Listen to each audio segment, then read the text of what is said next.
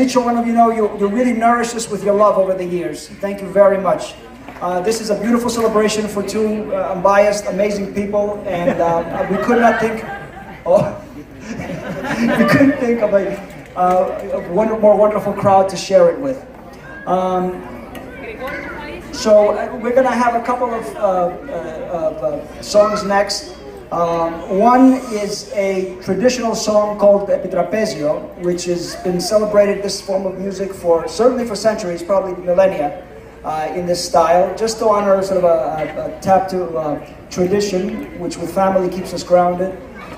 And the song right now, after this, is a song to the memory of all those parents, grandparents, fathers, mothers, brothers that are not with us, but influence our life every single day in their memory. This was a song that my mother would sing to Kat as she was bouncing on her knee. So, καλησπέρα, καλώς ορίσατε σε όλους. Αν και όλοι μιλάνε αγγλικά, σας ευχαριστούμε. Ήρθατε πραγματικά από τα άκρα της γης, από Αθήνα μέχρι Σαν Φρανσίσκο, Λος Άντζελες, Λονδίνο και από τους ομφαλούς της γης, Αστόρια και Αράχοβα. Σας ευχαριστούμε, πραγματικά μας τιμάτε με την παρουσία σας. Η αγάπη σας μας τρέφει όλα αυτά τα χρόνια. Ξέρετε ιδιαίτερα ότι είστε για μας, για μένα και σου και την οικογένειά μας, όλοι σας μανάδες και πατεράδες ήσασταν, όχι μόνο αδέρφια, και σας ευχαριστούμε. Ένας τέτοιος άνθρωπος ήταν και ο Δημήτρης ο Βακώστας, ο οποίος μας άφησε χρόνους. Αιωνία σου ύμνη, αγαπητέ Δημήτρη. Εν πάση περιπτώσει, θα ακούσουμε ένα επιτραπέζιο, να τιμόμαστε την παράδοσή μας. Και μετά ένα τραγούδι, πριν από αυτό μάλλον, ένα τραγούδι που το τραγούδαγε η γιαγιά όταν χόρευε την Κατερίνα. Να θυμόμαστε αυτούς που δεν είναι μαζί μας. Excuse my wife's sentimentality. Hello everyone, I just want to thank you also for joining us. I just can't tell you what it means to look around this tent, and when I came into church today to see every face of everyone we love, family, friends from far and near. Thank you very much. And to Katerina and Eric, Kat, you know, from the minute you were born, you brought us laughter, music, and joy, most of all joy. And now, the ultimate. You bring us Eric into our family. The two of you, the best. We love you. Thank you everyone, have a great time.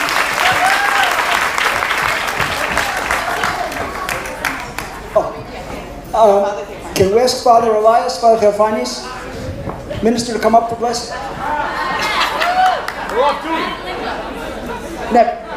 Brad, Linda? Where's Brad and Linda sitting? Bring your books. We don't want you to mess this up. It's been going great so far.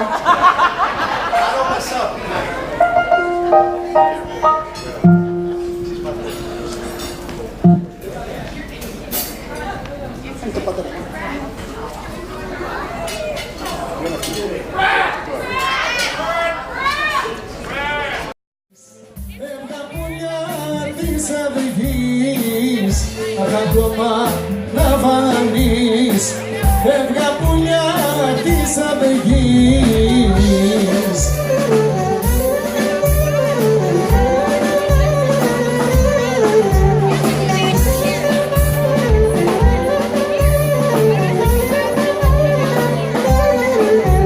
Με μάγεψε η ξενιτιά, Ρίνα Κατερίνα μου.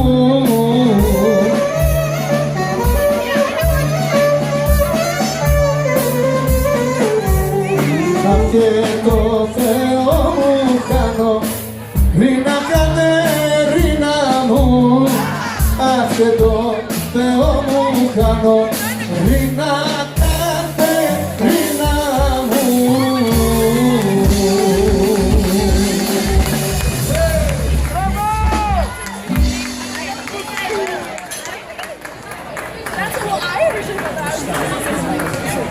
Amazing. Eric, I still maintain that it looks like Barnum and Bailey ringleader lent you his costume, but no one ever looked finer in a morning suit. I would like to thank you all for joining Kat and Eric on their special day. They will remember this moment for the rest of their lives. They're thrilled that you could all be a part of it. I would specifically like to thank Susan and Dimitri for opening up their home, and to Leslie and David for helping host the soiree. Susan, this is an absolutely amazing party, and despite the fact that Eric is now your son-in-law, I realize that hosting an event like this for a family of New England Patriots fans can still be somewhat distressing for a Jets fan. So thank you again. A few months back, Eric started to lend a bit more insight into the schedule of events today. Provided comments and questions like, Pete, there's probably going to be a ceremony before the reception, and I'm not really sure how that's going to go, but we'll just figure that out. Do you have a suit that you could wear to the wedding? Do you think I might need a suit for the wedding? Then, given his affinity for planning ahead, he texted me Tuesday and let me know that he set aside some time for a speech. Only if I wanted to. There was about 30 seconds of pause, and then I got another text saying, "Don't be a dick." Now, while perhaps a smidge hesitant at first, any sense of indecision I had immediately evaporated after that text. After all, what kind of bigger little brother would I be if I didn't take him up on his offer, with the added benefit of being able to publicly humiliate the guy just a little bit? While I do reserve the right to do exactly that throughout the rest of the evening for anyone who cares to ask, I'd just like to share a couple of quick stories. Eric and I met back in the 80s. He was 5, I was a potato recently brought back from the hospital. And while we certainly had our competitions and risks from childhood, the age gap actually proved to be quite a blessing. I had an older brother to help show me how I was supposed to act in school, the athletic field, at home, specifically how to get my ass kicked on a regular basis. I'm fairly certain there's an old WWF championship belt sitting somewhere back in Torrington, one that I was never able to win whenever we'd wrestle. He taught me quite a lot, whether that meant sitting at the piano with me when I was having trouble reading new music, walking me through math homework that I didn't understand, or proper form for a slap shot after hockey practice. I distinctly remember him taking initiative on my birthday, offering to teach me how to drive stick shift up at the empty middle school parking lot. And when I said, "But I'm only 13, he merely said, "Nonsense, you gotta learn sometime anyways." I'm not certain how I didn't drop the transmission in the middle of the bus lane after my 7th stall, but he toughed it out, never giving up till I was able to get the car into first gear without rolling halfway down the hill. While Eric and I have traveled somewhat different paths in education and profession, he has always been there to support me. When I was deciding on what college I should attend, he would listen and offer guidance on what I was really looking for. When I struggled to pass my licensing exam when I first entered investment banking, he would let me spew on an arguably profane spiel for a minute or two, condemning the stupid test, and continue to spout endlessly on how miserable I was at the time. He would call me out for my self-pity, but always offer that things would turn out okay. He supported me always, sometimes when he didn't even know it himself, like when I was in high school and Mom discovered hordes of empty beer cans in the basement, and I would explain that Eric was home a couple weeks ago, and just, I'm sure it's not sure how often that answer was believed nor accepted, but to be fair, it seemed to work often enough to keep using it. So getting thrown under the bus left and right was his duty as a smaller big brother after all. The takeaway here is that no matter how hectic Eric's life got, he was there to help and support me along my own journey. It didn't matter if we lived in the same house, a few miles away in New York, or almost cross-country when we lived in Texas. He made sure he knew he was there for me, that he was there for me. I remember only a couple years ago, we visited Kat while she was in Texas on tour. When he got back, we grabbed a beer or 6, and he started to describe the trip. We covered the basics, barbecue, beer, Tex-Mex, but he noted one particular event where he and Kat went tubing on the Greenbelt and after a few adult beverages.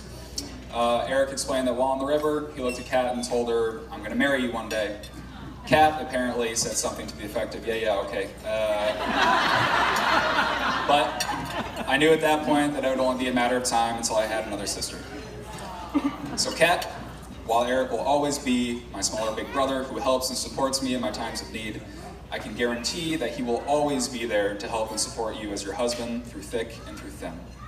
I'm sure Mom and Dad can offer a few hundred examples of how he will be a pain in your ass for years to come, but everyone in his life can see how happy you make him, and we all hope that his love and support makes you as happy as you make him every day. So let's all raise our glasses. I would like to offer you both my continued love and support, and would like to say how excited I am at having a second sister, especially one that isn't afraid to call Eric on his bullshit. I love you both and wish you a lifetime of happiness. To Kat and to Eric.